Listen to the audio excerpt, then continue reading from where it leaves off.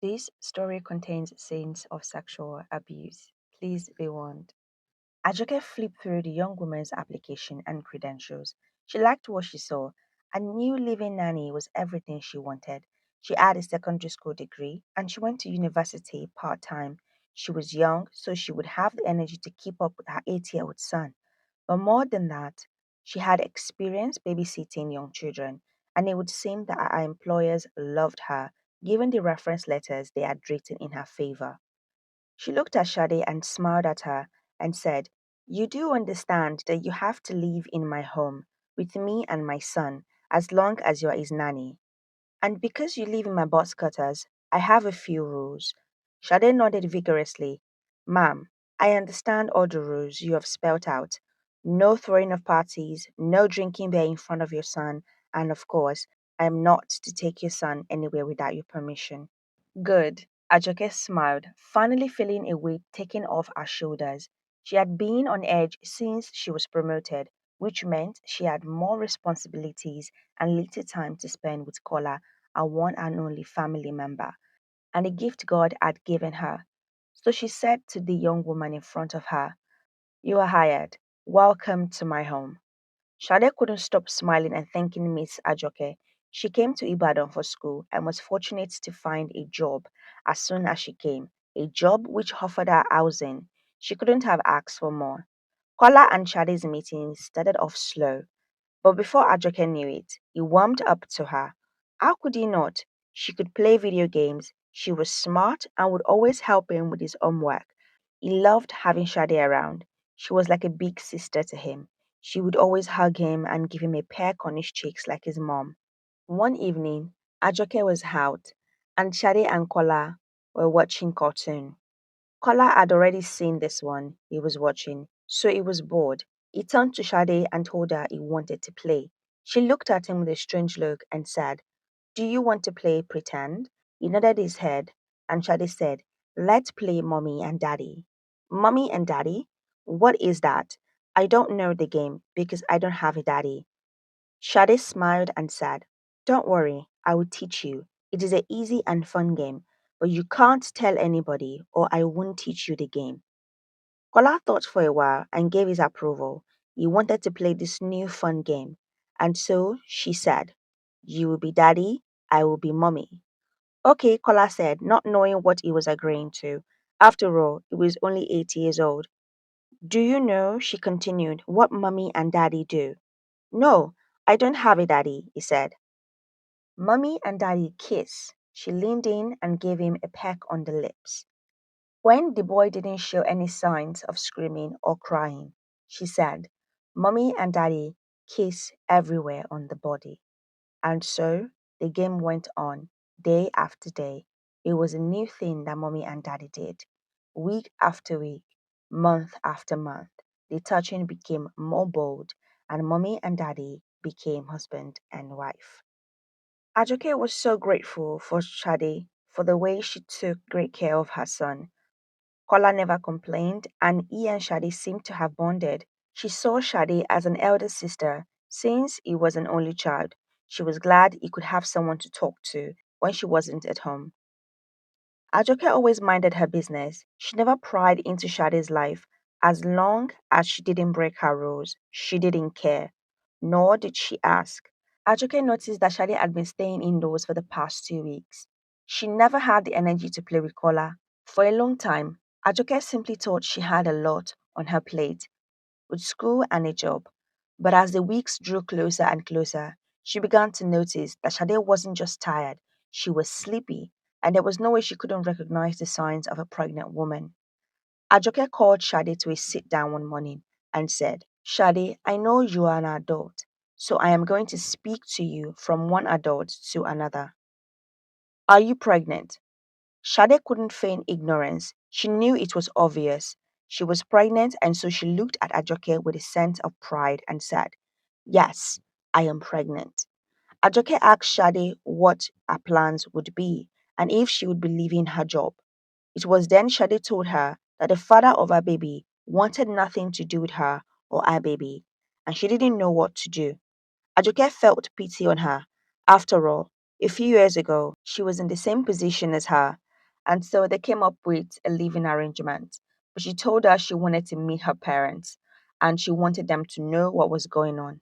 At 4 months, Shade began to show, and like every child, Kola was curious as to why Shade's belly kept getting bigger. Then he asked her, when she was babysitting him, why is your stomach big? She moved close to him. Surprised he had noticed, she touched her growing stomach and said, you are going to be a daddy. Kola didn't understand. Shade, seeing the confusion in the boy, said, I am going to have your baby. Baby, he said, then pointed at her stomach. How can a baby grow in your stomach? Babies come from birds. She laughed at his innocence and said, no, mommy and daddy make babies. And don't forget, I am mommy and you are daddy. The boy nodded as if he understood the ramification of what she said. But she added, don't forget, you can't tell anyone about this. If not, they will take mommy, she gestured to herself, away from daddy. She pointed to him. Forever. And they will kill our baby. Kola's eyes watered with tears as he nodded in understanding. He didn't want anyone to take his baby away. Months after months went by. Shade's belly grew, and finally, it was time to give birth. She gave birth to a beautiful baby. She showed everyone a beautiful child, but that soon wore off, and she was irritated with the child. The crying annoyed her, and she didn't want to keep up the mom act. So whenever Ajoke wasn't around, she would call Kola and say, your baby needs you. Keep him quiet. I am going to take a nap. At first, Kola didn't know what to do with the screaming baby, so he made weird faces. Then the baby quieted down. A few minutes later, the baby started crying, and no matter how many weird faces he made, the baby continued to cry. Then he remembered he once saw Shadi give the baby milk, and so he made milk to the best of his abilities. The baby clutched the bottle for dear life. After a while, the baby slept off. Kola sat on the chair, exhausted and tired. This became a daily routine whenever Shade needed a break or to hang out with her friends because, as she said, she is still young. She would give Kola the responsibilities to take care of the child, whose name was Joseph. Ajoke had seen her son carrying Joseph so many times, but thought the boy simply loved having a younger brother. So one day, when baby Joseph was crying, she had expected Shade to soothe the baby, but Shade was nowhere to be found. So she decided to do it herself. The moment she tried to reach for the baby, Kola had carried him. She was afraid he would drop the boy, but he carried him in a professional way, as if he had been doing it for a while. Kola, you can't carry Joseph. Give him to me. Kola shook his head and said, no, Joseph is my responsibility. Ajoke was surprised at the words her son spoke. She thought he thought of the boy as his little brother. So she said, no, he is not. He is Shade's responsibility. He is her son. Kola looked at his mother, the baby swaying in his arms, and said, Joseph is my baby, and continued taking care of Joseph. Ajoke stood at the same position for a time period. She didn't know how to continue the conversation or what to say. So she doubled down on what her son had said. She moved closer to him and said, why is Joseph your baby? Is it because he's like a little brother to you? No, Kola said. Joseph is my son. He wasn't joking. Neither did she see any kind of mischief in his eyes. This child of hers spoke like a grown up. His words rang true in her mind, and all her hairs stood up on her body.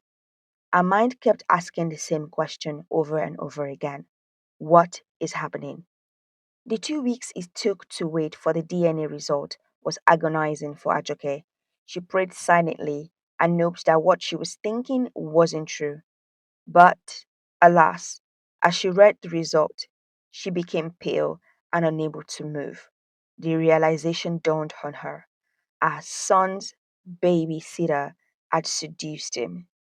Wait, no, she had sexually assaulted her baby. Kola was, after all, 8 years old and not a grown man. This was a child. Her baby had a baby. She felt like she had lost her mind and she was going to vomit. Her thoughts were racing and had no place to settle. She was seeing red. Her baby had been violated under her roof, and now her baby was forced to become a grown man. Ajoke accosted Shade and threw the results in her face. How dare you abuse my child in my home after I gave you a roof over your head?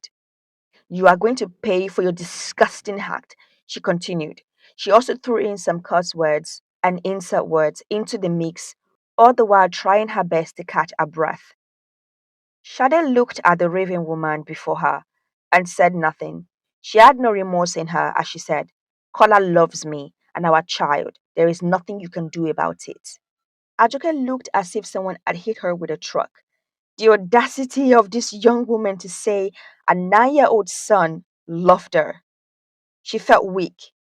I am going to expose you to the world, she said, through gritted teeth. Shade scoffed. She looked at her former employer and said, Are you sure you want to do that? Because if you expose me, everyone will know that he is not innocent and that he is easily taken advantage of, and everyone would talk behind his back and point at him as he works. Ajoke felt defeated and drained. This stigma was something that never left anyone. Her son would forever be seen as a victim of sexual abuse. But how would she face her child if she let him be called a victim instead of a survivor? She stumped out of the house and went straight to the police. It didn't take long for the police to take action. They had proof of abuse after all. Sade was arrested, and when the press got wind of the story, they had a field day with it. Sade's face was plastered on every screens you could ever imagine. Social media, the television, the newspapers, all carried this story. The story of a nanny who took advantage of a young boy and gave birth to his son.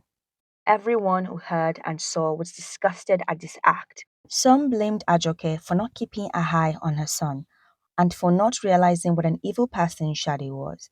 But she squared her shoulders. She had no issues with their thought process. People were people after all. After months and months of fighting the court case, the judgment was finally given.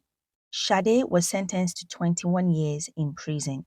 Kola and Ajoke both took care of Joseph. They had no other choice.